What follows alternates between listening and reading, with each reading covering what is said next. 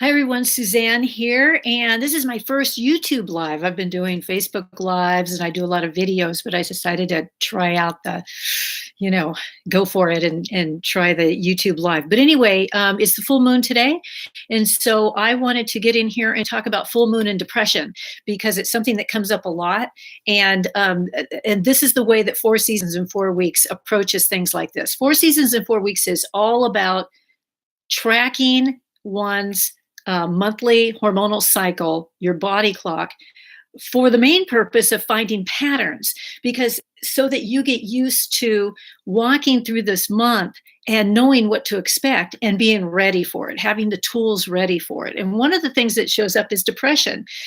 Some people have a problem with depression all the time, but you may not be one of those. You may get depressed or have super panic attacks or anxiety attacks out of the blue, or it seems like out of the blue, and you're not sure why, but it can be very, very scary, because once you get into a depressive state, you think that's it, that you think that's your life, you think that this is going to go on forever and you're never going to get out of it.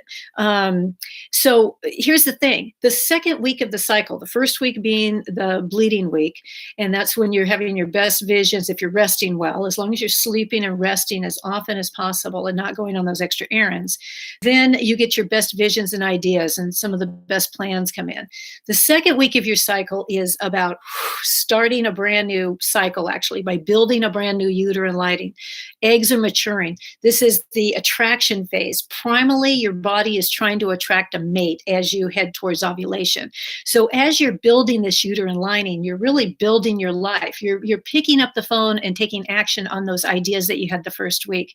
You're making things happen. And so here's what happens. As you get closer, you can think of it like planning a party, and ovulation being the big party.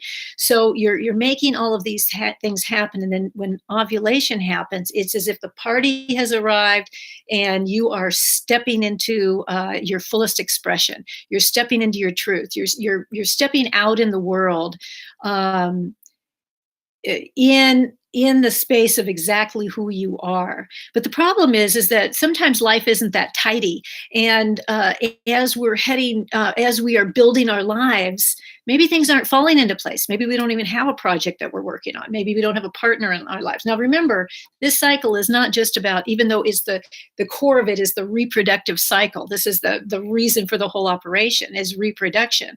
But there are so many amazing layers, so many metaphors for our lives. And I have found it to be so incredibly accurate. So we are building our lives. We're going along. We're trying to build our lives, let's say.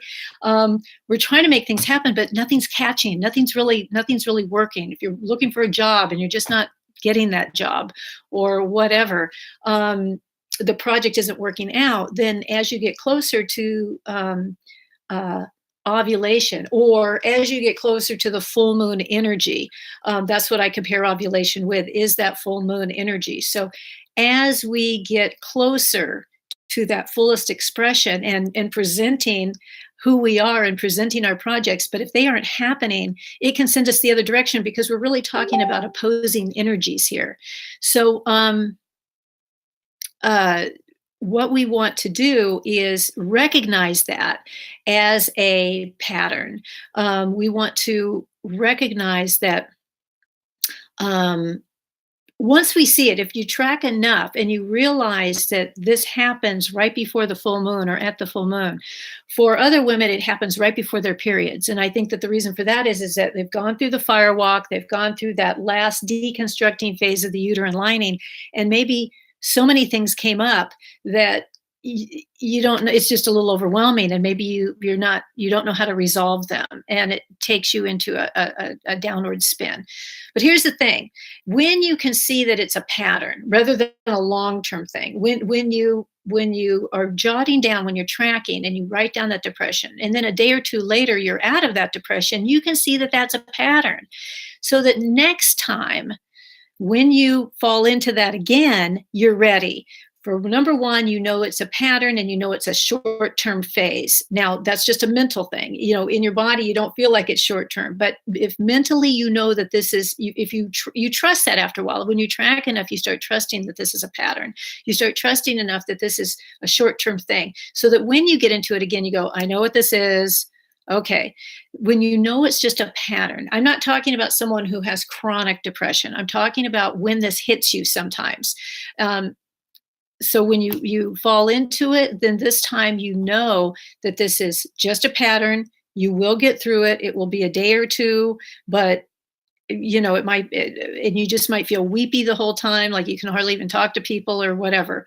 But when you see that it's a pattern, you can approach it next month by being ready. And you have two choices. You can either go deeper into the depression or you can pull yourself out of the depression. Again, it feels like a safer, diving into the depression, you can feel safe in doing that because you know that this is a short term thing mentally. So going into the depression would look something like going and, putting on a super sad movie that you just cry through, and maybe you watch it a second time and you keep crying until it just comes out, and it's very cathartic. Sometimes things come up for us. The other thing would be maybe just, if you've got the luxury to do it, to just go to bed for the day, and just wallow in it for a little bit, because things will come up for you eventually.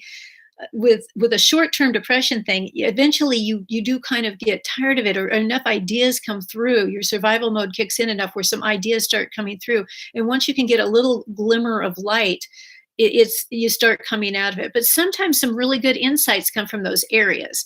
Now, if you choose to pull yourself out of it, then the tools that you need to have in place would be really great music that dances you, music that causes you to smile right away, or just makes you feel good, just lifts you in some way. The other thing would be essential oils or anything like that, some aromatherapy that brings a good memory on, or makes your whole body feel good. There are So the point is that